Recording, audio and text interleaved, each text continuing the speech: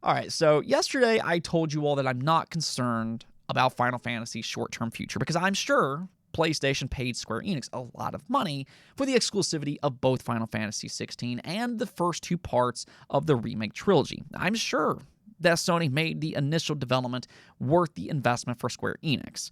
But for me, as a big-time fan of this series, and that's something that I think people sometimes misconstrue when I talk about this specific subject. I'm not against third-party exclusive contracts so long as they're beneficial for both parties. And that's where my question comes in. There's no doubt in my mind that this was good for PlayStation. I even believe that it was probably good for Square Enix in the short term because that guaranteed money lowered the risk to develop these games. However, at the same time, I do genuinely care about the health of the Final Fantasy series and its long-term growth. This is one of my favorite franchises ever made, specifically with Final Fantasy VII, and that's why I care about its long-term growth. I said the same thing about the Persona series when it was only exclusive to PlayStation 5. It was clear that after Persona 5, there was so much more potential to grow this series across all platforms, especially on Nintendo. And now I kind of wonder the same thing about Final Fantasy. Was this call a good trade-off to secure that bag, but also avoid these other platforms for such a long period of time? Unfortunately, today, we got some data that indicates that there has been a decline for this series, or at least over in Japan. So we're going to get into all of that today, and then also we got another strange update from Warner Brothers Games. They made a statement that comes off as very surprising, but do stay tuned for all of that, plus more.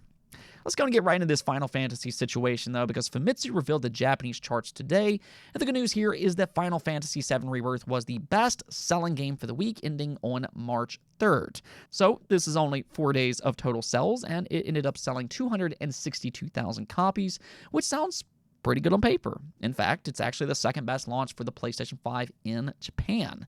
The only thing about this, though, is that if you start to look a little bit deeper, you'll start to realize that this is a decline compared to Final Fantasy VII Remake and even Final Fantasy XVI. In comparison, Final Fantasy VII sold a massive 703,000 units in its first week, while Final Fantasy XVI sold 336,000. Now, there, however, are some caveats to this discussion, which I do think is important. One is that you have to keep in mind that this is only physical retail sales. This does not include digital, which you do have to understand that digital is much more prevalent compared to last generation when Final Fantasy VII Remake first launched. For that matter, that game launched on the PlayStation 4, which means that it had a much, much bigger install base to work with. And then on top of that, it was also during the pandemic when gaming, was just absolutely booming. So you do have to consider those things. Those are important to the discussion. But you can't make those same excuses when you compare Rebirth to Final Fantasy XVI. They launched exclusively on the same console just 1 year apart, and 16 actually had a better launch with a smaller install base. That was actually very surprising to me. Maybe it's because it was a brand new game compared to a reimagining. This is also technically a sequel, so maybe not everybody was interested in a sequel after playing the first game. It's really hard to tell why there was a drop-off from 16 to Rebirth. But at the end of the day, though, this is still 2 consecutive Final Fantasy games in a row that has seen a decline from the previous entry in Japan. So you do have to kind of wonder why. And also, can Square Enix do something to change that in the future? And well, I think there is an answer here, but not necessarily immediately. Now, what I mean by that is that Final Fantasy's exclusivity, currently being the keyword here, isn't necessarily hurting it much in Japan specifically. Sure, it would help some if they would have released on PC and Xbox as well, but, PC is going to be a digital platform, so that wouldn't have showed up here on the sales numbers, and Xbox really isn't a major factor in Japan. So there probably wouldn't have been a massive improvement in Japan specifically, is what I'm trying to say. Now, outside of Japan, that's a completely different story, and you can make a very real debate that they would see a big jump if they were to release on Xbox, PC, and PlayStation day one. I mean, look at Final Fantasy 15 as an example, which is the second best-selling game in the franchise. That launched across PlayStation and Xbox day one, and then it released later on PC, and that seemingly was a great move. It sold more than 10 million units. So we'll kind of see how Rebirth does in other regions, and then we can kind of compare it to all of that. But what Square Enix really needs in Japan, because that's the topic here, what they need is a popular handheld that can run these games. See, the thing is that Japan prefers handhelds. Now, if the rumors are true, maybe PlayStation will release their own handheld companion in the future, and that could really be a big thing for the Japanese market. For the time being, though, what we do know is that Nintendo completely dominates Japan. And that's where the exclusivity question comes up. Now, obviously, these games right now are far too ambitious for the current Nintendo Switch. But you do have to kind of wonder about the Switch successor. There was rumors last year that Square Enix got 7 Remake running on the Nintendo Switch successor. So theoretically, if Square Enix could get these games running on the Switch successor, even if that calls for some downgrades, I mean, they'd be foolish not to do so. The only problem with that is, are they allowed to port these games to the Switch 2? How long does PlayStation have these games locked down for, and will that keep Square Enix from releasing them on the Switch successor in the future?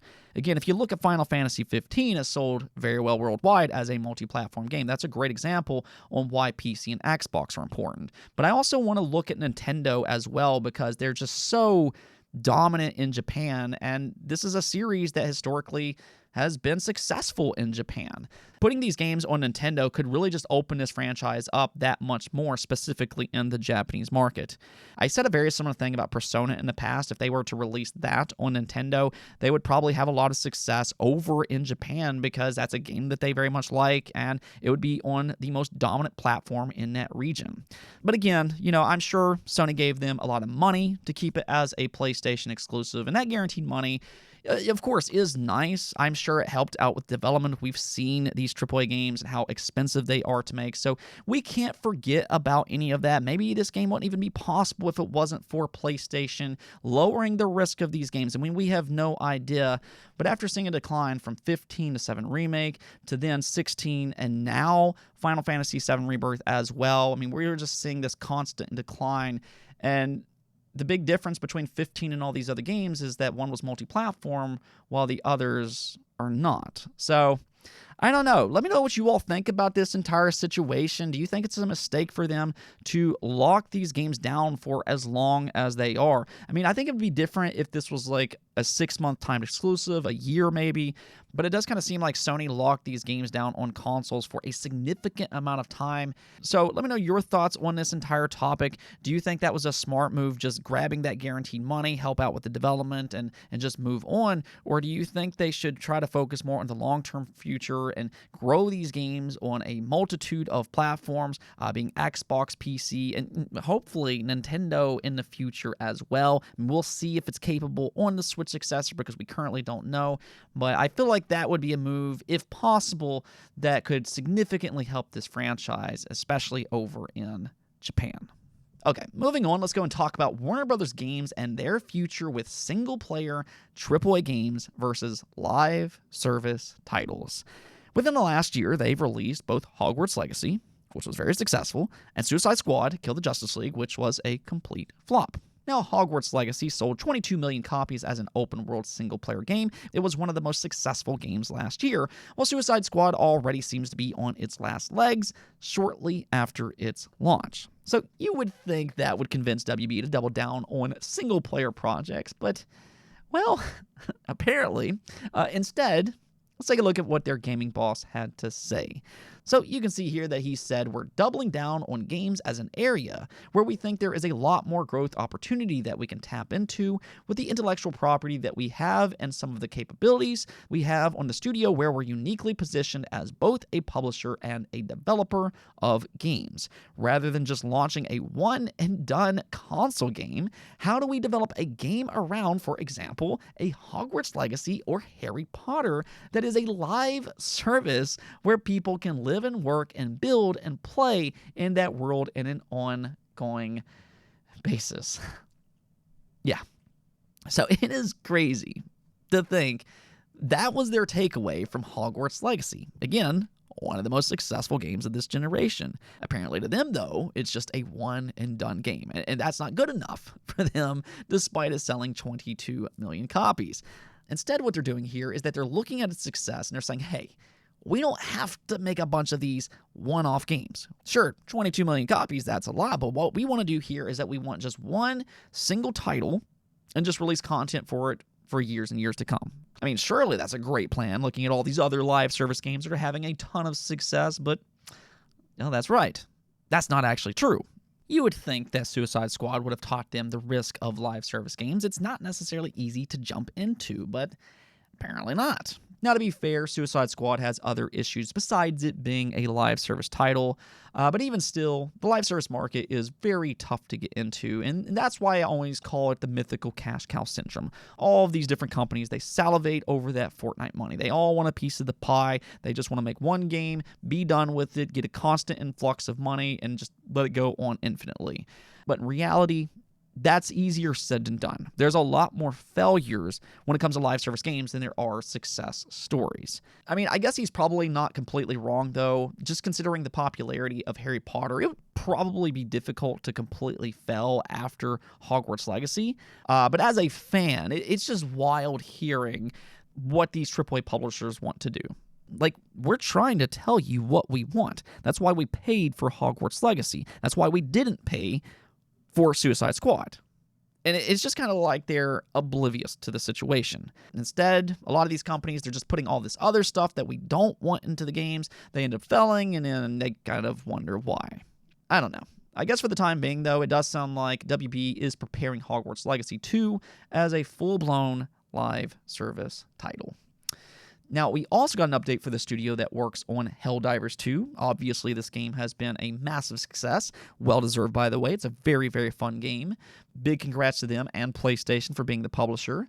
But over the last few days, there's been a rumor going around that Sony acquired Arrowhead behind the scenes. Now, this would be a significant acquisition if true, but that's also kind of the thing here because the Arrowhead boss debunked that rumor online. You can see this post here, which reads, "This is fake unless I've missed something. Also, a really bad old logo from 2008 or so when we just started the studio." So, yeah, if you saw this rumor flying around online, you can just kind of disregard it. I've said this before, but I'll just go and let this be a reminder. Acquisitions rarely leak out online, because the people privy to that information is unlikely to share it for legal reasons. So really, you should always be highly skeptical of any kind of acquisition rumor that you hear online. Now, with that said, though, I really wouldn't be shocked if PlayStation did have some interest. That doesn't mean that they're necessarily going to do it, but clearly, Sony's been looking for a live service game. They have a good relationship with Arrowhead. Helldivers 2 has been a big success, so could they have interest? Yeah, I wouldn't be surprised by that at all. But for the time being, this rumor going around, it's absolutely false. And, if it happens, just kind of wait until Sony says something themselves.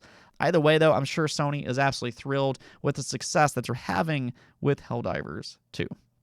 Now, one last thing I want to talk about, and this is really just kind of a heads up. As a part of Mario Day, Nintendo's been making all kinds of announcements this week, and, well, the Princess Peach Showtime demo did, in fact, release. We talked about this a couple days back, but once again, Pyoro was correct. They leaked that a demo was on the way, and, well, here it is. You can download it right now on the Nintendo eShop, which I think is the right call here. This is a completely new spinoff from a character that doesn't really have many games, so I think there might be some people on the fence right now wondering if they should actually pay for this game when it launches. And if you're one of those people, well, you can go ahead and download the demo and try it out yourself right now. Anyways, though, that's going to be it for this episode. Again, let me hear your thoughts about the Final Fantasy situation. Do you think it's a mistake for them to avoid these other platforms or not? Or do you think just taking that guaranteed money was the right call? Let me hear your thoughts in the comments below, but until next time, peace out.